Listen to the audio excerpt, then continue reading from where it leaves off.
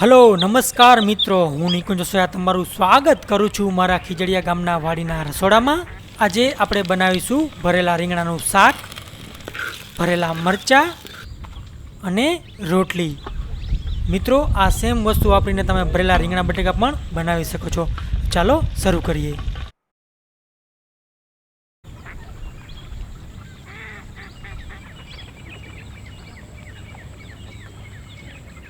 સૌ પ્રથમ દોસ્તો, હું મારી વાડીમાં જઈશ અને જે ભરવાલાયક રીંગણા હશે એ તોડી લઈશ.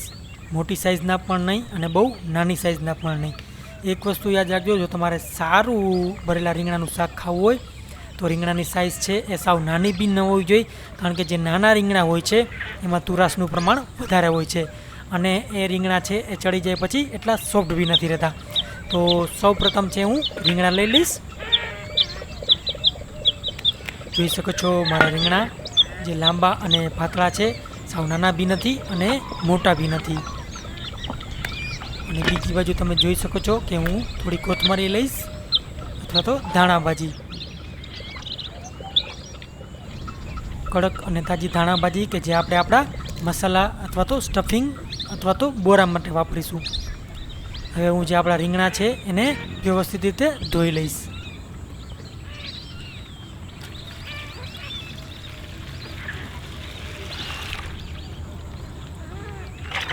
તમે જોઈ શકો છો મારા રીંગણા એકદમ વ્યવસ્થિત, નહીં નાના કે નહીં મોટા, એવી સાઇઝના રીંગણા છે. બીજી બાજુ હું આપણી આગ પ્રગટાવીશ કે ચૂલો પ્રગટાવીશ અને આપણે જે રીંગણાનો ઉપરનો ભાગ હોય છે એ પણ આપણે તોડી લેવાનો રહેશે, જેથી આપણે ભરવામાં સહેલાઈ રહે. હવે મિત્રો, આ લસણ છે એને હું ફોલી લઈશ કે જેથી આપણે એક લસણવાળી ચટણી બનાવીશું અને એને કાઠિયાવાડી ટેસ્ટ આપવા માટે આપણે આ ચટણીનો ઉપયોગ આપણા બોરામાં કરીશું. જો તમે ડુંગળી લસણ ન ખાતા હોય તો તમે આ વસ્તુને એવોઇડ બી કરી શકશો, પણ જે બોરાની રેસીપી છે એ સેમ રહેશે. આપણો જે રીંગણનો બોરો છે એમાં આ સેમ મસાલા તમારે વાપરવાના. બસ તમારે ખાલી જે લસણ છે અથવા તો આદું છે એનો ઉપયોગ ટાળવાનો રહેશે. હવે હું આ બધી વસ્તુઓને વ્યવસ્થિત રીતે કૂટી લઈશ અથવા તો ખાંડી લઈશ, જ્યાં સુધી વ્યવસ્થિત પેસ્ટ ન બની જાય. બીજી બાજુ દર્શક મિત્રો, તાજા ધાણા તેને પણ હું કાપી લઈશ.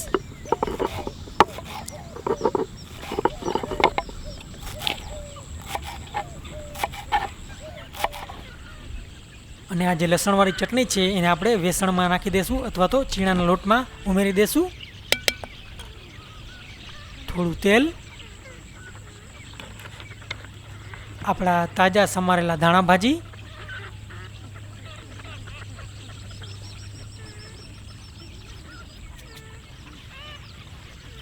થોડી ખાંડ, થોડી હળદર, આપણે વ્યવસ્થિત રીતે અને મિક્સ કરી લેશું.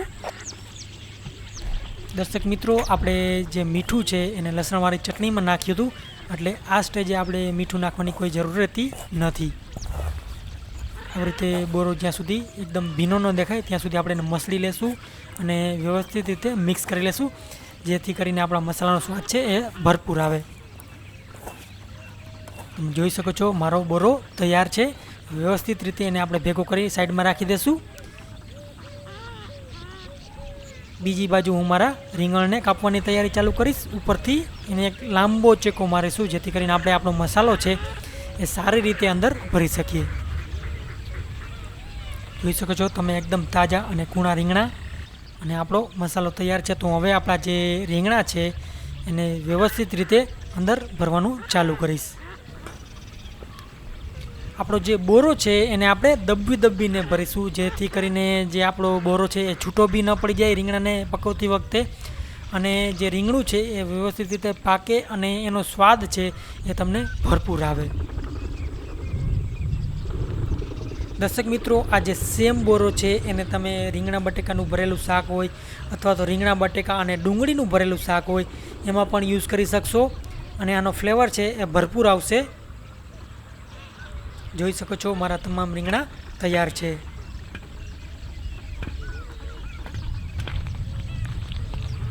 હવે મિત્રો આપણા શાક માટે હું થોડું તેલ ગરમ કરીશ.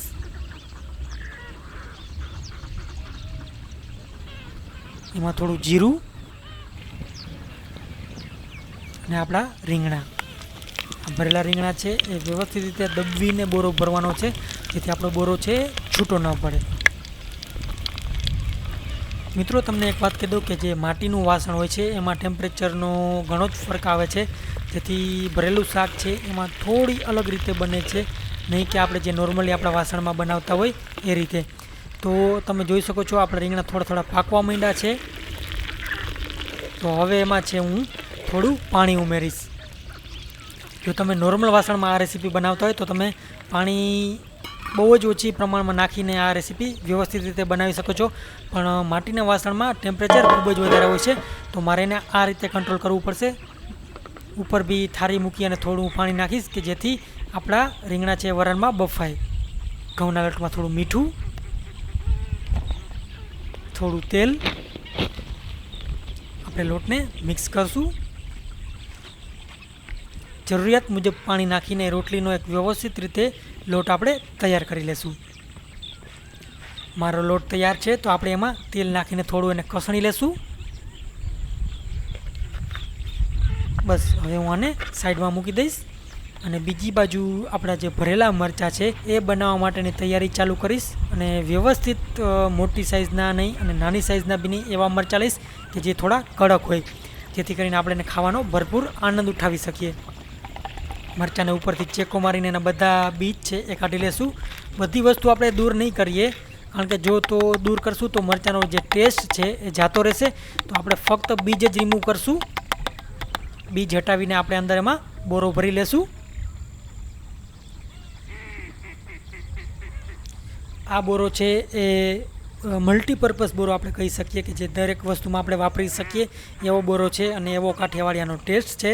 તો તમે જે ભરેલ શાકભાજી નોર્મલી આપણે બનાવતા હોય એમાં તમામમાં આ બોરો છે એ વાપરી શકશું અને તમને ઓરિજિનલ કાઠિયાવાડી ટેસ્ટ દેશે.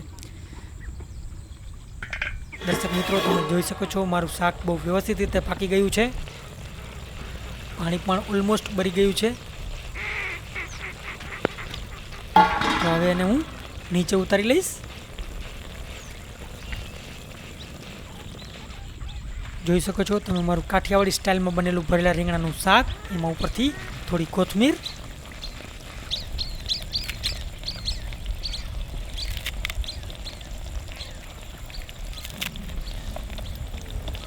આપણું શાક તૈયાર છે. તમે જોઈ શકો છો. દેખાવમાં કદાચ તમને અત્યારે ઓલું લાગતું હશે, પણ જ્યારે તમે આને ખાશો ત્યારે આની મજા ભરપૂર આવશે. મિત્રો હું થોડું તેલ ગરમ કરીશ અને આપણે જે ભરેલા મરચાં છે એને પણ હળવા તાપે હું આને ફ્રાય કરી લઈશ અથવા તો શેકી લઈશ. બહુ ઓછા તેલમાં આપણે એને પકવીશું, જેથી કરીને આનો ફ્લેવર છે એ ભરપૂર આવે. એકદમ હળવા તાપે અને આપણે થોડી થોડી વાર આને પલટતા રહેશું, જેથી એ બધી બાજુ છે એ વ્યવસ્થિત રીતે પાકી જાય. ખીજડીયા ગામ છે એ ખીજડીયા પક્ષી અભયારણ્યની બાજુમાં આવેલું છે, જેથી કરીને તમે ઘણીવાર મારા વિડીયોમાં પક્ષીઓનો અવનવો અવાજ અને પક્ષીઓ જોઈ શકશો. આપણા મરચાં તૈયાર છે. કાઠિયાવાડી સ્ટાઇલમાં બનેલા ભરેલા મરચાં જોઈ શકો છો. અને જે ખાવાની મજા છે, આનો જે ટેસ્ટ છે એ ખૂબ જ અલગ.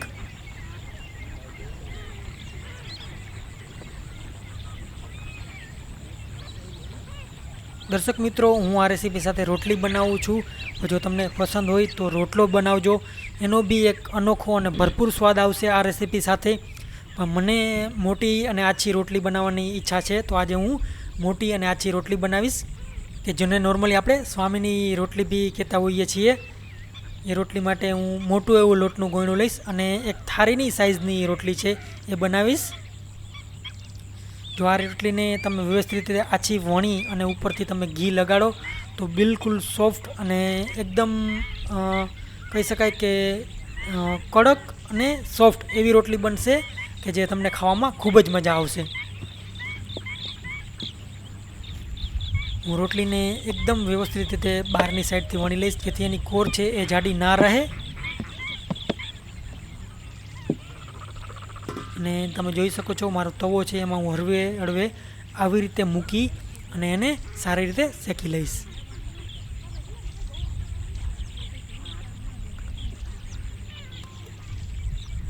વ્યવસ્થિત રીતે રોટલી થઈ જાય એટલે આપણે એને હળવે પલટીશું અને એકદમ વ્યવસ્થિત તાપે મિત્રો આને શેકીશું, જેથી કરીને એ રોટલી છે એ કડક બી ન થઈ જાય અને સોફ્ટ બી રહીએ અને વ્યવસ્થિત રીતે પાકી બી જાય. તમે જોઈ શકો છો કે હું મારી રોટલીને કઈ રીતે પકવું છું. જ્યાં જ્યાં કાચી દેખાતી હોય તેને પલટીને આપણે વ્યવસ્થિત દબાવીને પકવીશું, જેથી કરીને આપણી રોટલી છે એ વ્યવસ્થિત રીતે પાકી જાય. તમે જોઈ શકો છો મારી રોટલી તૈયાર છે. બસ હવે હું આને આવી રીતે વાળી લઈશ, જેથી કરીને એ રોટલી છે એ કૂણી રહે. આવી રીતે વાળવાથી આ રોટલી કૂણી રહે. અને જો તમારે ઘી ચોપડવું હોય તો અંદર ઘી અથવા તો માખણ લગાડીને આવી રીતે રાખી દેશો તો એ રોટલી ખૂબ જ કૂણી રહેશે, કે જે તમે જ્યારે ખાશો ત્યારે એની ભરપૂર મજા આવશે. ચાલો મિત્રો, આપણે રોટલીની બાજુમાં આપણા ભરેલા મરચાં અને બીજી બાજુ આપણા ભરેલા રીંગણાનું શાક. મિત્રો આ માટીના વાસણમાં પકાવ્યું છે એટલા માટે આનો કલર થોડો અલગ દેખાય છે, પણ બીજી બાજુ હું તમને એ બી દેખાડીશ કે જ્યારે હું આ શાક નોર્મલ વાસણમાં બનાવું છું ત્યારે એક એવું દેખાય છે. દર્શક મિત્રો, બસ હવે વાર છે તો આ રેસીપીનો આનંદ ઉઠાવવાની જ. ચાલો હું આનંદ ઉઠાવું છું ભરેલા રીંગણા, ભરેલા મરચાં અને સ્વામિનારાયણ રોટલીની. તો દર્શક મિત્રો, હું આશા કરું છું કે તમને આ રેસીપી ખૂબ જ પસંદ આવી હશે. જો તમારા કોઈ સુઝાવ સજેશન હોય તો મને કોમેન્ટમાં અવશ્યથી જણાવજો, બીજી રેસીપીને લઈને અથવા તો આ રેસીપીને લઈને. અને હું આશા કરું છું કે તમને આ રેસીપી શેર કરશો, લાઈક કરશો અને મારી ચેનલને સબસ્ક્રાઈબ કરશો. અને મિત્રો, જે તમે મને આ વિડીયો પર ટાઈમ આપ્યો જોવા બદલ એ બદલ તમારો ખૂબ ખૂબ આભાર. તો ચાલો હું રજા લઉં છું. ફરી મળીશું આપણે એક આવી જ અનોખી અને કાઠિયાવાડી સ્ટાઇલની દેશી રેસીપી સાથે. ત્યાં સુધી હું રજા લઉં છું. ચાલો મળીશું એક અલગ જ રેસીપી સાથે. ત્યાં સુધી આવજો.